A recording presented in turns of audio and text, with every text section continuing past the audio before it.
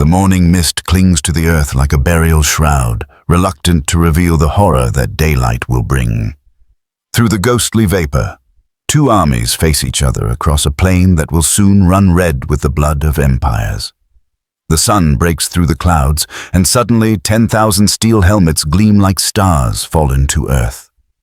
War drums thunder from the Ottoman lines, boom, boom, boom, a heartbeat of doom that echoes across the valley. From the Serbian ranks, church bells answer, their bronze voices singing a requiem for men who still draw breath but know they will not see another dawn.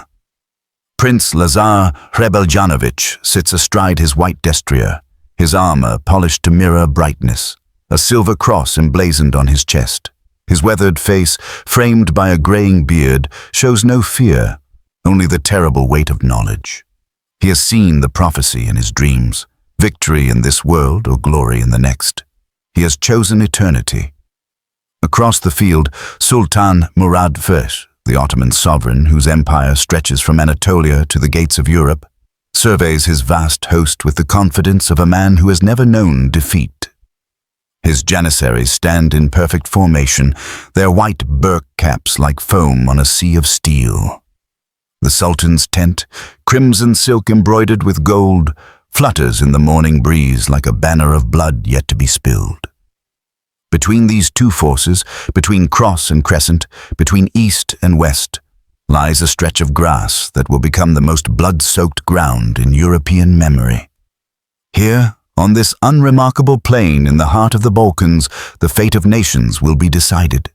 Here, myth will be born from massacre, and legend will rise from loss. The birds have fled. Even the blackbirds, for which this field is named, have abandoned their roosts. They know what men refuse to accept, that some mornings dawn only to witness the twilight of worlds. To understand why 60,000 men would gather to die on a summer morning in Kosovo, we must journey back through the decades that forged this collision of civilizations. In the early 14th century, Serbia stood at the zenith of its medieval power. Under Stefan Dušan, who ruled from 1331 to 1355, the Serbian Empire had stretched from the Danube to the Aegean, from the Adriatic to the gates of Constantinople. Dušan had proclaimed himself Emperor of Serbs and Greeks, and for a brief, shining moment, it seemed the Byzantine Empire itself might fall under Serbian sway. But empires built on the strength of one man rarely survive him.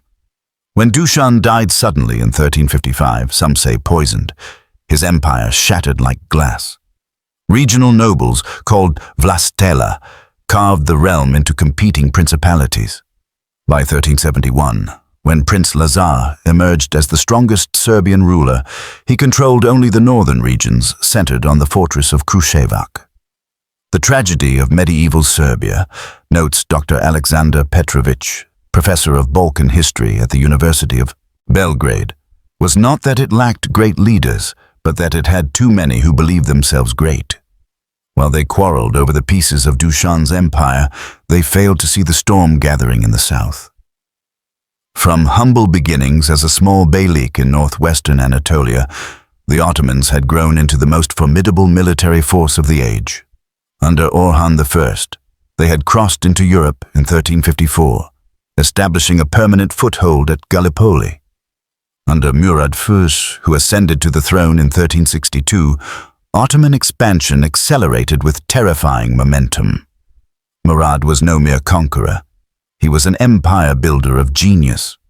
He created the Devshirme system, taking Christian boys as tribute and training them as elite Janissary infantry. He established a centralized administration that could govern diverse peoples across vast distances.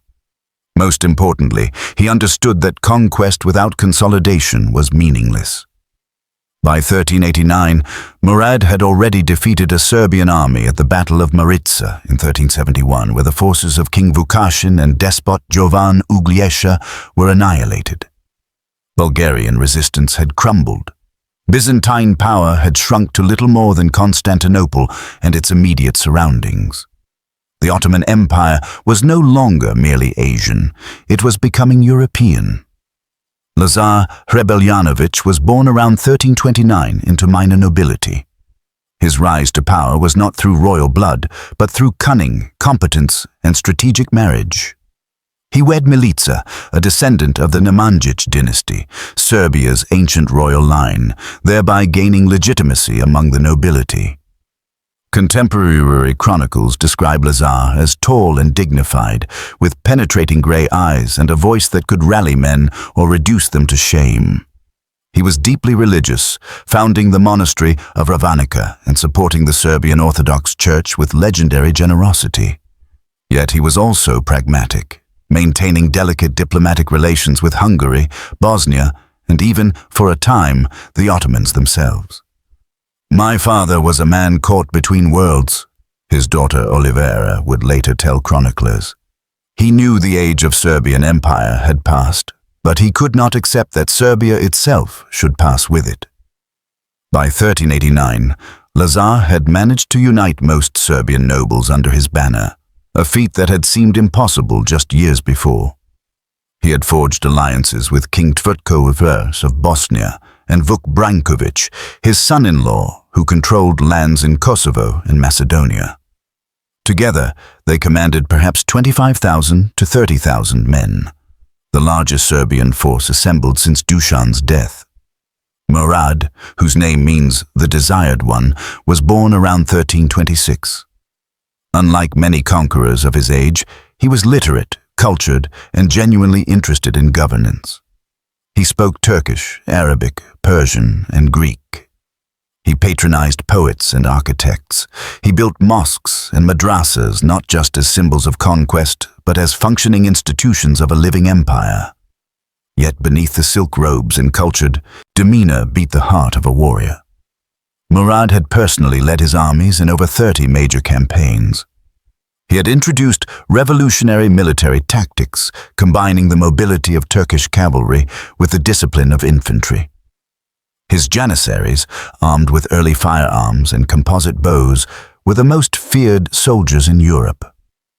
Murad understood something his enemies did not, writes Dr. Mehmet Özdemir, Ottoman historian at Ankara University. He was not fighting for territory alone, but for the idea of a universal empire ordained by God to bring order to the world.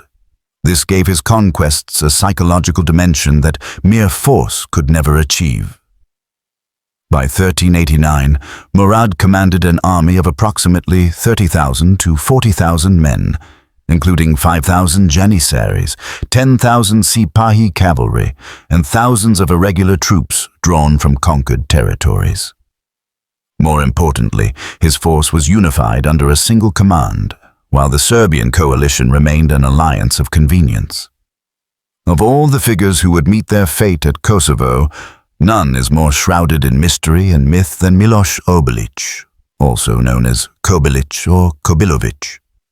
Historical records provide only fragments. He was a Serbian knight, possibly of modest origins, who had risen to prominence in Lazar's court.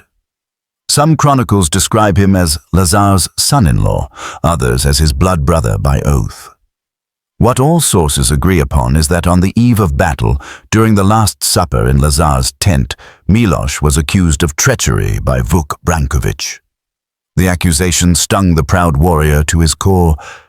"You will see tomorrow on the Field of Kosovo who is faithful and who is a traitor," Miloš reportedly declared, according to the chronicle of the priest of Duklia. "I will prove my loyalty with a deed that will echo through eternity." In the spring of 1389, Murad assembled his forces at Philippopolis, modern Plovdiv. The Ottoman war machine moved with practiced efficiency. Engineers and sappers in the vanguard, clearing roads and bridging streams, the main force following in disciplined columns. Supply trains stretching for miles behind. As they marched north, Murad's army swelled with auxiliary forces, Christian vassals from Bulgaria and Macedonia, Turkish raiders from Anatolia, even Byzantine mercenaries. This was not merely a Turkish army, but a cosmopolitan force united under the Ottoman banner. The Sultan's strategy was clear: strike at the heart of Serbian resistance before the coalition could fully mobilize. His scouts reported that Lazar was gathering forces at Kosovo Polja, a broad plain perfect for the cavalry maneuvers the Ottomans favored. Murad would oblige him. Throughout May and early June, Serbian forces converged on Kosovo like streams feeding a river. From Bosnia came 10,000 men under the command of Vlatko Vuković, sent by King Tvrtko. From southern Serbia and Macedonia came Vuk Branković with 5,000 warriors. From Albania arrived a contingent under Teodor Muzaka. Even some Hungarian knights joined, seeing opportunity for glory and plunder. Lazar established his camp near the ruins of an ancient Roman settlement where the Lab and Sitnica rivers met. He chose his position carefully, flanked by marshes that would inhibit cavalry charges, with rising ground behind that would give his archers advantage. As the Christian army assembled, priests moved among the soldiers, hearing confessions and offering communion. The Serbian Orthodox Patriarch himself was present, blessing weapons and men alike. Everyone understood what was at stake. This was not merely a battle for territory, but a cosmic struggle between Christianity and Islam, between the old world and the new. As darkness fell over Kosovo Polja, two armies prepared for the dawn that would transform them into legend. The Ottoman camp glowed with thousands of fires, arranged in perfect geometric patterns that reflected the order and discipline of Murad's force. The Janissaries maintained their weapons in silence, their training forbidding unnecessary speech before battle. In the Sultan's tent, Murad met with his sons, Bayezid and Yaqub, and his commanding generals, reviewing the battle plan one final time. Tomorrow, Murad told his council, according to the Ottoman chronicler, Neshri, we shall water the tree of empire with the blood of heroes. Whether that blood be ours or theirs matters not to Allah, who sees all ends. In the Serbian camp, the atmosphere was markedly different. Prince Lazar had gathered his nobles for what would become the most famous feast in Serbian history, a Last Supper that would echo through centuries of national memory. Inside Lazar's great tent, lit by hundreds of candles, the greatest warriors of Serbia gathered around a long wooden table. The prince sat at its head, flanked by his most trusted commanders. To his right sat Vuk Branković, his son-in-law, young and ambitious, his dark eyes constantly scanning the room as if calculating odds. To his left sat Miloš Obilić, the common-born knight who had risen through merit and courage to stand among princes. The feast was magnificent, even by the standards of medieval nobility. Roasted boar and venison, fresh bread, cheese from the mountain monasteries, and wine from the vineyards of Župa. Yet despite the abundance, a somber mood prevailed. Everyone present understood that many who broke bread together this night would not see another sunset. As the wine flowed, tongues loosened. It was then that Vuk Branković rose, his cup raised high, and spoke words that would ignite a fire that would burn for centuries. "My lord and father-in-law," Vuk began, his voice carrying across the tent. "We feast tonight as heroes. But I wonder if all at this table are truly prepared to die for Serbia tomorrow. Some speak brave words in the safety of the court, but may find their courage failing when Turkish sabers flash in the morning sun." The tent fell silent. All eyes turned to see where Vuk's gaze had settled. Squarely on Miloš Obilić. Miloš rose slowly, his hand instinctively moving to his sword hilt before he caught himself. When he spoke, his voice was steady but charged with barely controlled fury. "Lord Branković speaks of courage while questioning mine. Very well. I make this oath before God and all present. Tomorrow I shall prove my loyalty to Prince Lazar and to Serbia with such a deed that poets will sing of it until the end of days. I will seek out Sultan Murad himself in the midst of his army, and my blade will taste his blood. This I swear on my honor, on my soul, and on the holy cross of Christ." The tent erupted in amazement. To kill an enemy commander in battle was glory. To deliberately seek him out in the midst of his army was suicide. Yet Miloš's face showed no hesitation, only grim determination. Prince Lazar stood, raising his own cup. I would have no man die for me who does not choose death freely. Any who wish to leave this field tonight may do so with no shame. But those who stay, who stand with me tomorrow, will earn something greater than victory. They will earn immortality. One by one, every man in the tent stood, cups raised, voices joining in an oath that chroniclers would record in words that still bring tears to Serbian eyes. For the Holy Cross and golden freedom, for the faith and for the fatherland. While the warriors feasted, Princess Milica waited in her husband's private tent, her daughters around her. At 53, she remained beautiful, her dark hair now streaked with silver, her face marked by the wisdom and sorrow of one who had seen too much of the world's cruelty.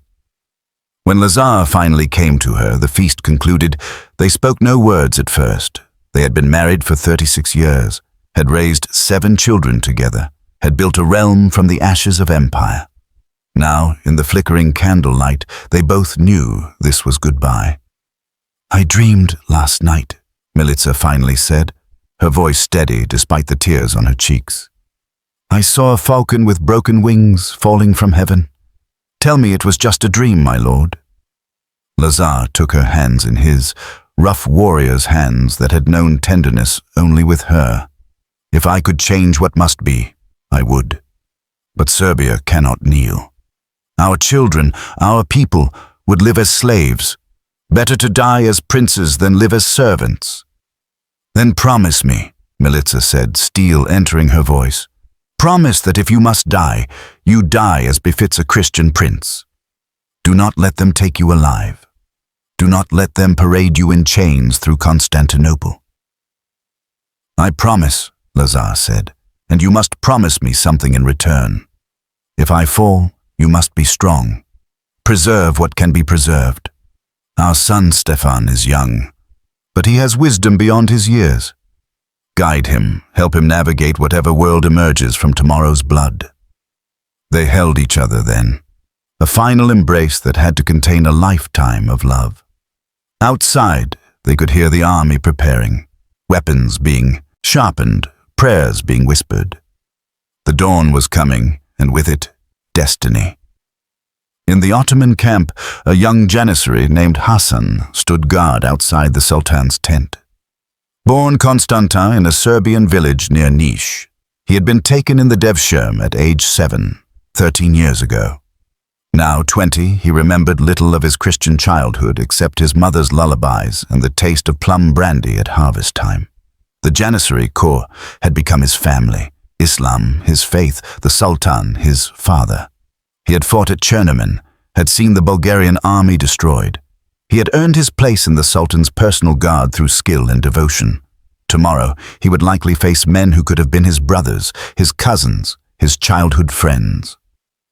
Does it trouble you? Asked Ahmed, his Turkish-born companion on watch. What troubles me? Hasan replied in perfect Turkish, no trace of accent remaining. That tomorrow you may kill Christians, perhaps even Serbs? Hasan was quiet for a long moment, watching the stars wheel overhead. I am a soldier of the Sultan, a servant of Allah. My past is dead.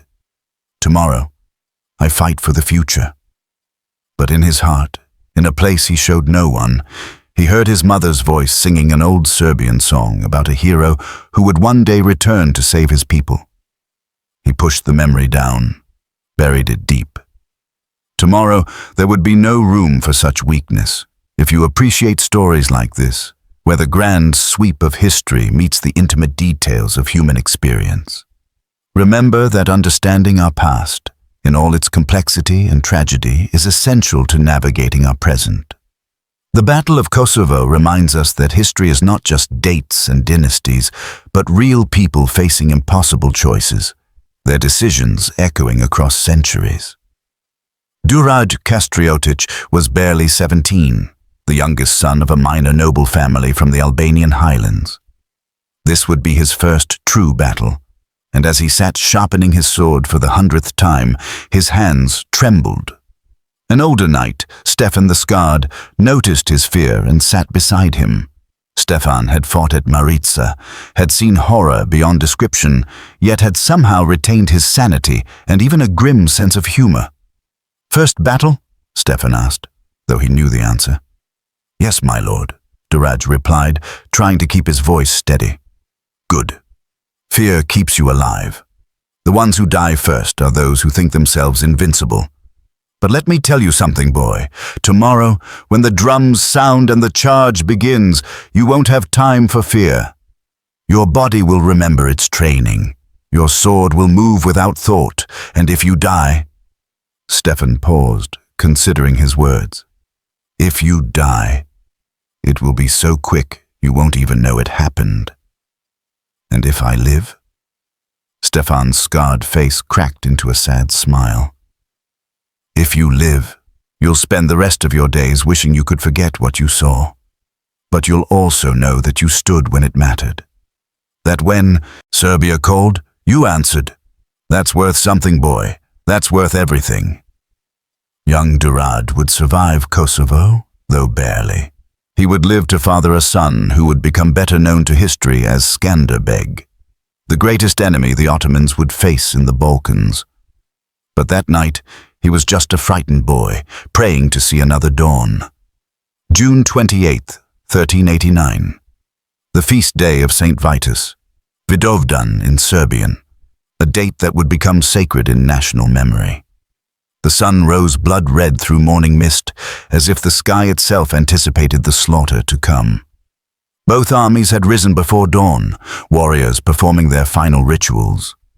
In the Serbian camp, priests moved through the ranks offering final communion, the soldiers kneeling in the dew-wet grass to receive the sacrament.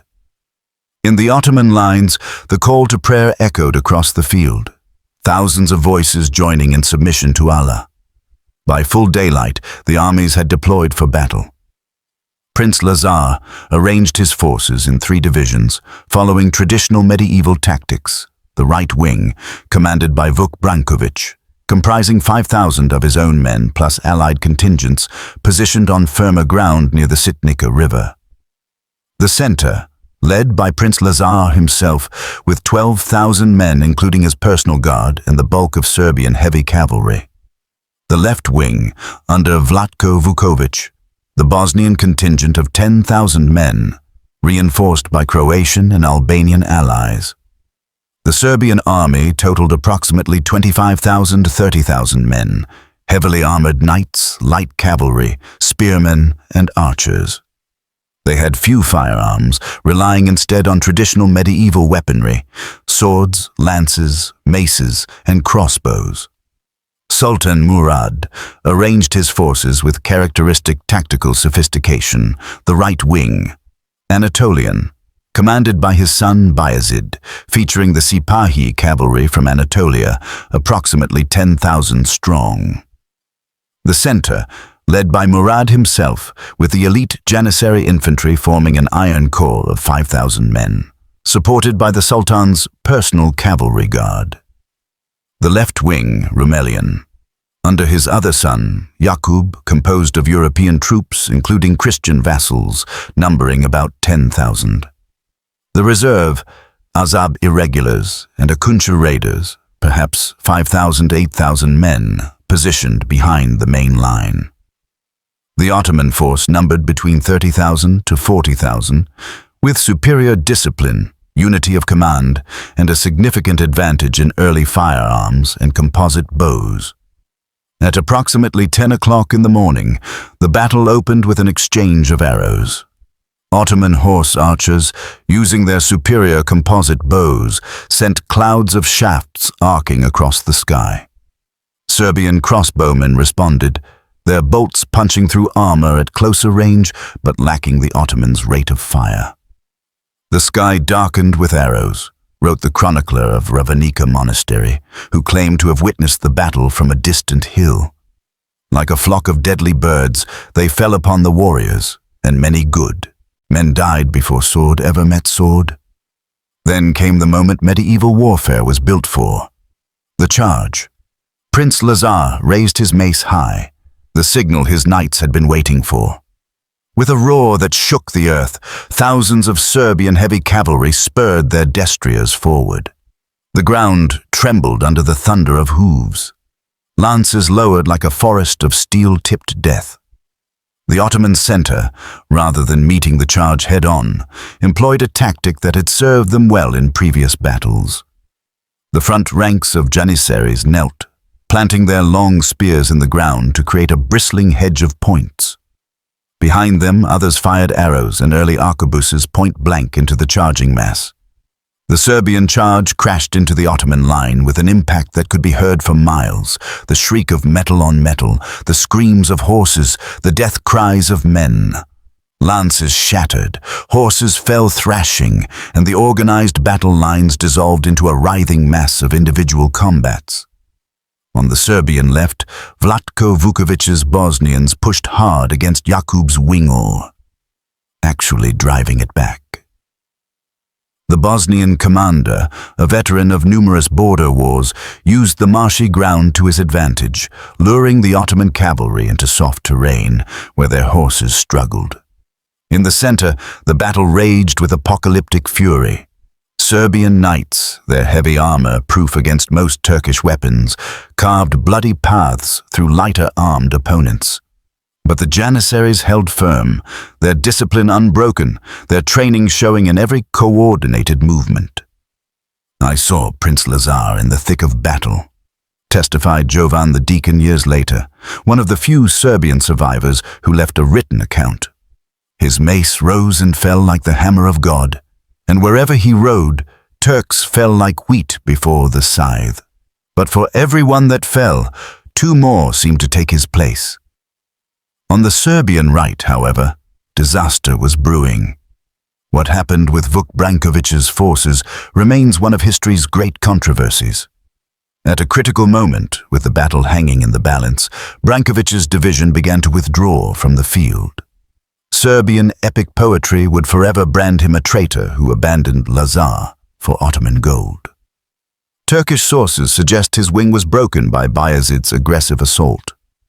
Modern historians propose a third possibility, that Branković, seeing the battle turning against the Serbs, attempted an orderly withdrawal to preserve his forces for future resistance. "The evidence suggests," writes Dr. Marko Popović, military historian at the Serbian Academy of Sciences, "that Brankovic's withdrawal was tactical rather than treacherous. His forces had been heavily engaged and were taking severe casualties from Bayezid's cavalry. Nevertheless, the timing was catastrophic for Serbian morale." Whatever the truth, the sight of Brankovic's banners leaving the field sent shockwaves through the Serbian army. Cries of "treason" mixed with the clash of weapons. The Serbian right began to crumble. It was at this moment of crisis that Miloš Obilić made his legendary move. According to Serbian sources, Miloš and a small group of companions had fought their way toward the Ottoman center throughout the morning. Now, covered in blood and dust, their armor battered, they approached the Sultan's position. Using a captured Ottoman banner and speaking Turkish, skills Miloš had acquired in earlier diplomatic missions, they convinced the guards they were deserters, bringing important intelligence. Turkish chronicles tell a different version, that Miloš approached alone, pretending to be a Serbian noble offering submission. The Ottoman historian Ashok Pashazada writes, "The infidel approached the Sultan's tent, bowing low as if to kiss the ground, but when he rose, a dagger flashed in his hand like lightning from a clear sky." Whichever version is true, the result was the same. Miloš Obilić plunged his blade into Sultan Murad's chest, a mortal wound that would claim the conqueror's life within the hour. The Sultan's guards immediately cut Miloš down, hacking his body to pieces in their fury, but the damage was done. "Bring me my sons," Murad gasped, blood frothing from his lips. "Quickly!" As Bayezid and Jakub rushed to their father's tent, the Sultan used his last moments to ensure a smooth succession. According to Ottoman tradition, he formally designated Bayezid as his heir. Then, In an act that would define Bayezid's ruthless reputation, the new sultan had his brother Yaqub strangled with a bowstring, the traditional Ottoman method of executing royalty, eliminating any chance of civil war. Meanwhile, the Serbian center was collapsing. Prince Lazar, seeing his flanks crumbling and his nobles falling around him, made a desperate attempt to rally his forces for one final charge. But exhaustion, numerical disadvantage, and the loss of cohesion had taken their toll. As the Serbs fell back, Lazar's horse was killed under him. The prince fought on foot, his guards forming a desperate circle around him. One by one, they fell. Finally, overwhelmed, Prince Lazar was captured alive, a disaster for Serbian morale, as their leader was dragged before the Ottoman command tent. Bayezid, now Sultan, faced a dilemma.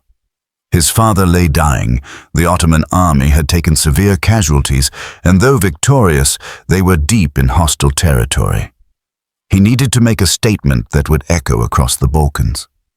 Prince Lazar was brought before him, bloodied but unbowed. The two leaders, both now fatherless, looked at each other across a gulf of faith, culture, and ambition. "Kneel," Bayezid commanded, "and live as my vassal." "I kneel only to God," Lazar replied, his voice carrying across the blood-soaked field. "I chose the kingdom of heaven over the kingdom of earth. Do what you must." Bayezid nodded, almost respectfully. The executioner stepped forward. As the sun set on June 28, 1389, Prince Lazar's head fell to the ground. With it fell the last hope of unified Serbian resistance to Ottoman expansion. The Battle of Kosovo was over. The Field of Blackbirds had lived up to its ominous name. Contemporary accounts, while often exaggerated, suggest casualties approaching 60% on both sides. The cream of Serbian nobility lay dead, including many of the realm's most experienced military commanders. The Ottomans, despite their victory, had paid a terrible price, including their sultan.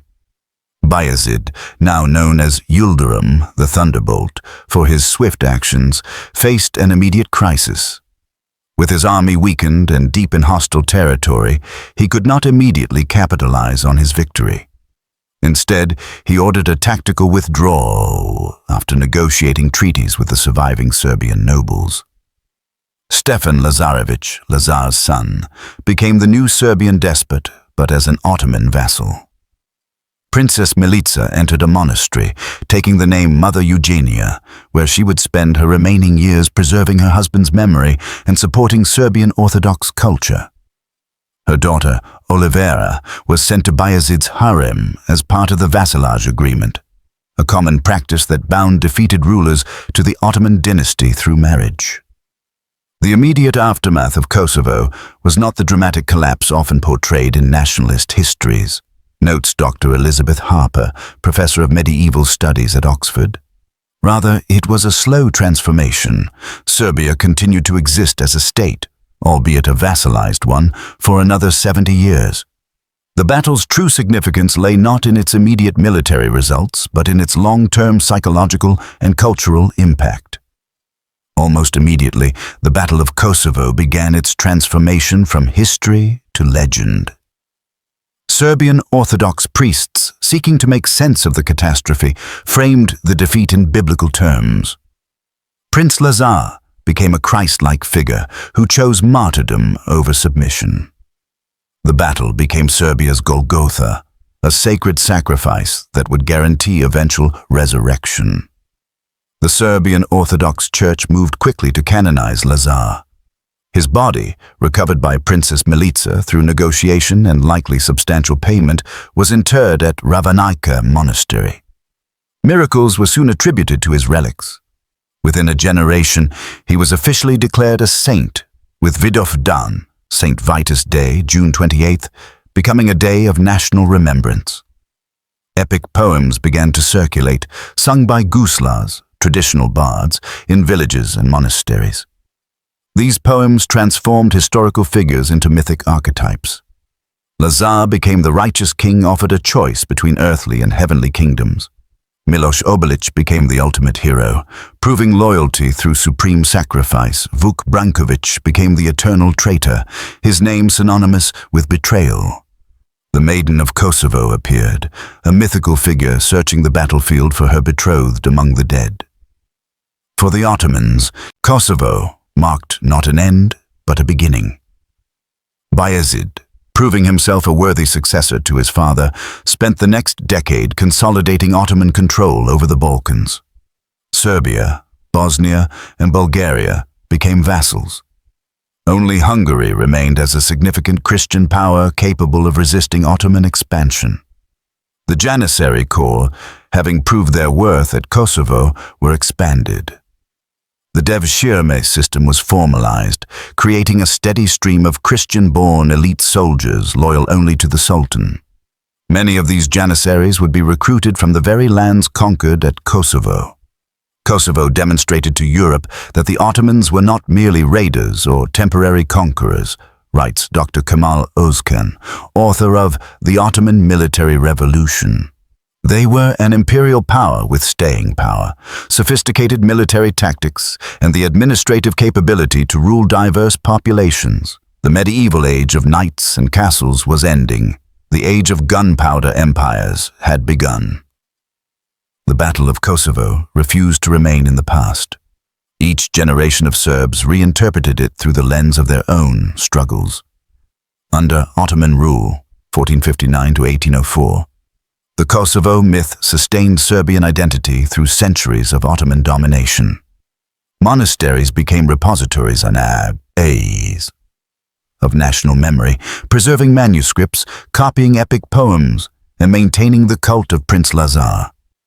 The Serbian Orthodox Church, allowed to function under the Milit system, became the de facto guardian of Serbian culture. During the Serbian uprisings, 1804 to 1817, leaders like Karađorđe and Miloš Obilić explicitly invoked Kosovo to rally support.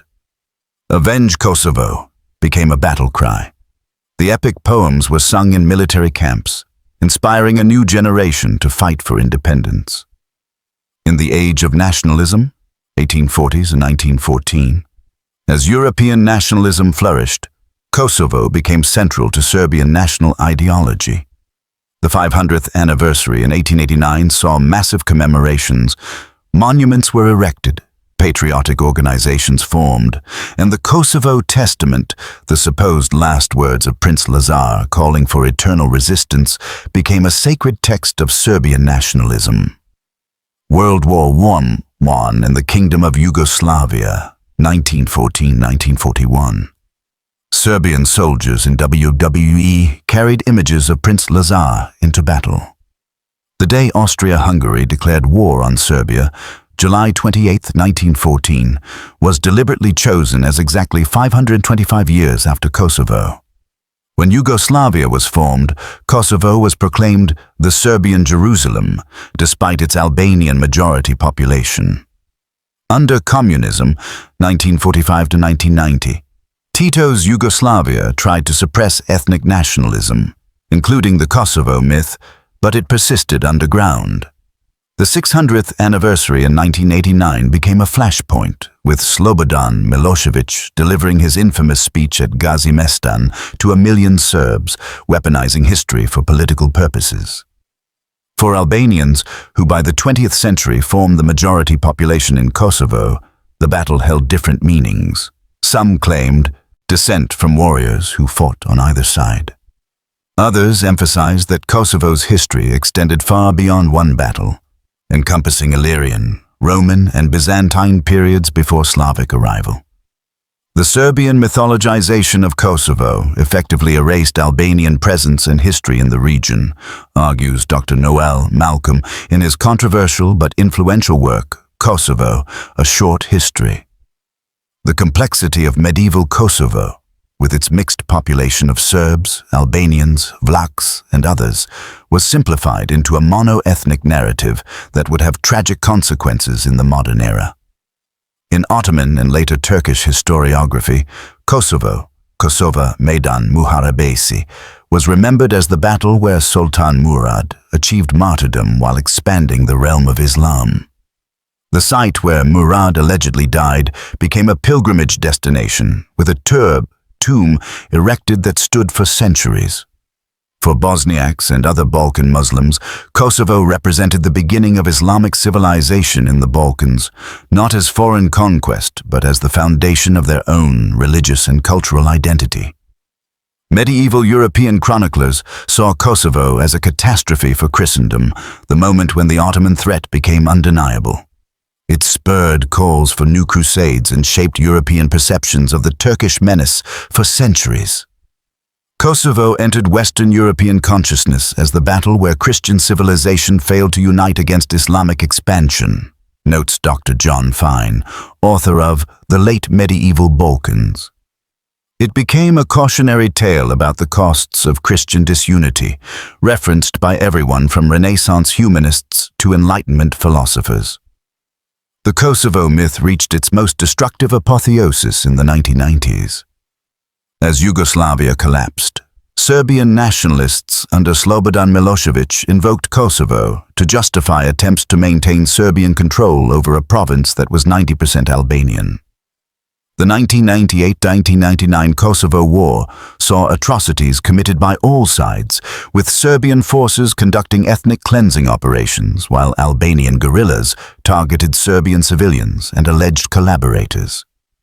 NATO's intervention, bombing Serbia for 78 days, was justified partly through historical arguments about preventing another genocide in the Balkans. The tragedy of modern Kosovo, reflects Dr. Tim Judah, Balkans correspondent for The Economist, is that a 14th century battle became the justification for 20th century ethnic cleansing. History, instead of being learned from, became a weapon. Kosovo declared independence in 2008, recognized by over 100 countries but not by Serbia, Russia, or China. The new nation struggles to build a multi-ethnic democracy while managing the weight of historical memory. At Gazimestan, the monument to the Battle of Kosovo, erected in 1953, still stands. A tower inscribed with Prince Lazar's supposed words about choosing the kingdom of heaven. It remains a pilgrimage site for Serbian nationalists, but sits uncomfortably in a now independent Kosovo. The Field of Blackbirds itself is largely agricultural land, marked by monuments from different eras and perspectives. Turkish, Serbian, and Albanian inscriptions compete to tell the true story of what happened here. As we stand at a distance of over 6 centuries from that bloody day, what lessons can we draw from the Battle of Kosovo? Kosovo demonstrates how historical events can be transformed into weapons of contemporary conflict. When history becomes myth, when complex events are simplified into morality tales of good versus evil, they can justify present-day violence and hatred. The most dangerous history, warns Dr. Maria Todorova, author of Imagining the Balkans, is history that admits no ambiguity, no multiple perspectives, no human complexity. Kosovo has suffered from becoming too perfect a symbol, too pure a myth. The Serbian coalition at Kosovo, despite its bravery, was hampered by internal divisions and competing interests. Whether Vuk Branković was a traitor or a pragmatist, his withdrawal symbolizes the fatal weakness of the Christian forces, their inability to maintain unity in the face of existential threat. This lesson resonated through European history, from the fall of Constantinople to the Ottoman sieges of Vienna. It resonates today in discussions about European unity, NATO cohesion, and international cooperation against common threats. Kosovo reminds us that identity, ethnic, religious, national, is never as simple as we pretend. The battle featured Orthodox Christians fighting for the Muslim Ottomans, Muslim Albanians fighting for Christian Serbs, and warriors who chose sides based on personal loyalty rather than ethnic or religious affiliation. Modern DNA studies of Balkan populations show extensive genetic mixing, undermining racial narratives of pure ethnic groups. The heroes and villains of Kosovo probably shared more ancestry than their descendants would care to admit. Whatever the historical truth about Miloš Obilić, His story demonstrates the enduring power of sacrificial narrative. Every culture has its martyrs who prove their ultimate loyalty through death. These stories inspire, but also trap us, creating impossible standards and glorifying death over life. The healthiest cultures, observes Dr. Benedict Anderson, theorist of nationalism, are those that can honor their martyrs without requiring new ones, that can remember sacrifice without demanding repetition. Kosovo proves that historical memory is not simply about the past, but about present identity and future possibility. The battle continues to shape Balkan politics, international law discussions about sovereignty and self-determination, and debates about Islam and Christianity in Europe. Can the Balkans escape the shadow of Kosovo? Some signs are hopeful. Younger generations, especially in urban areas, increasingly see ethnic nationalism as outdated economic integration through EU. Expansion offers alternative narratives of cooperation. Historians from different ethnic groups increasingly collaborate on joint textbooks and shared narratives. Cultural exchanges, intermarriage, and digital connectivity create connections that transcend ethnic boundaries. Yet the old ghosts persist. Political demagogues still invoke Kosovo when convenient. Football matches between Serbian and Albanian teams can erupt in violence. The wound, while no longer bleeding, has not fully healed. In the spring of 2019, on the 630th anniversary of the battle, an unusual gathering took place at Kosovo Polje. Serbian, Albanian, Turkish, and Bosniak historians met for a conference titled Beyond Myth, Toward a Shared History. Dr. Aleksandar Petrović, whom we quoted earlier, stood with his Albanian colleague, Dr. Ardian Muhaj, on the actual battlefield. The morning mist rose from the grass, much as it might have on that distant June day. "You know," Dr. Muhaj said, "my grandfather used to say that this field is fertilized with the blood of all our ancestors. Serbian blood, Albanian blood, Turkish blood, it all mixed in the soil. Perhaps that's why the grass grows so green here." Dr. Petrović nodded. Prince Lazar and Sultan Murad both died for their visions of the future. But the future that actually came was one neither could have imagined. A world where their descendants must learn to live together or destroy each other with weapons beyond medieval comprehension. They stood in silence, two historians from peoples who had killed each other for centuries, sharing a moment of understanding on a battlefield that had become a metaphor. The Battle of Kosovo is not merely a Balkan story. It is a human story, repeated across cultures and centuries. The choice between pragmatic submission and principled resistance. The tension between ethnic particular and human universal. The way memory shapes identity and identity shapes action, the cost of courage and the price of survival. The tragedy of good people killing each other for competing visions of the good. Every nation has its Kosovo, its Thermopylae, its Alamo, its Masada, its Wounded Knee. These are the battles that were lost militarily, but won mythologically, that defined not through victory but through the meaning made from defeat. Today, if you visit Kosovo Polje, you will see that the blackbirds have returned. They wheel overhead in great murmurations, their cries echoing across fields now planted with corn and sunflowers. Life, insistent and irreverent, has reclaimed the killing ground. Children play soccer where knights once charged. Old men sit in cafes, arguing about football instead of empires. Young couples walk hand in hand, speaking in Albanian, Serbian, Turkish, Roma. Languages that were battle cries now become whispers of love. This is perhaps the ultimate lesson of Kosovo, that life persists, that grass grows over the bloodiest ground, that children will be born who know nothing of ancient hatreds unless we teach them. The question each generation must answer is not whether to remember Kosovo, but how to remember it, as a call to vengeance or a warning against it, as a source of eternal division or a reminder of our common mortality. Prince Lazar chose the kingdom of heaven, and in doing so, he achieved a different kind of immortality. Not the immortality of conquest, but of conscience, not of power, but of principle. Sultan Murad sought to build an empire that would last forever, and in a sense, he succeeded. The Ottoman Empire would endure for another 500 years, shaping the culture, architecture, and destiny of 3 continents. Both men died at Kosovo. Both became legends. Both left descendants who must still grapple with their legacies. In the end, the Battle of Kosovo asks us the eternal question: what is worth dying for? And perhaps more importantly, what is worth living for? The answer is not found in the epic poems or nationalist speeches, not in the monuments or museums. It is found in the daily choices of ordinary people to reach across difference, to choose understanding over hatred, to break cycles rather than perpetuate them. Kosovo reminds us that history is not destiny, that the past informs but need not imprison, that even the bloodiest fields can bloom again if we have the courage not just to die for our beliefs, but to live for our common humanity.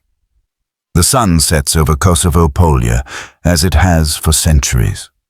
The shadows grow long, merging Serbian and Albanian, Christian and Muslim, past and present, into the coming darkness. But tomorrow, the sun will rise again, and with it comes the possibility, always the possibility, of a different story. This is the ultimate lesson of Kosovo, that history is not just what happened, but what we make of what happened. The battle ended in 1389. The war for its meaning continues. And in that war, there are no final victories, only the ongoing struggle to transform tragedy into wisdom, memory into mercy, and the kingdom of earth into something worthy of the kingdom of heaven that Prince Lazar chose on that distant, bloody day. The Field of Blackbirds remains. The warriors are dust, their swords are rust, their cause is mostly forgotten by a world that has moved on to new battles and new causes. But something lingers in that place. Call it memory, call it ghost, call it the weight of history itself. If you stand there at dawn, when the mist rises from the grass, you might hear them still. The drums of the Ottomans, the bells of the Serbs, the cries of warriors in languages living and dead. You might see Prince Lazar making his choice, Sultan Murad meeting his fate, Miloš Obilić proving his loyalty with blood. Or you might just see a field where birds sing and flowers grow, where the earth has long since absorbed the blood, where life continues its ancient dance despite all human attempts to interrupt it with death. Both visions are true. Both are Kosovo. Both are us.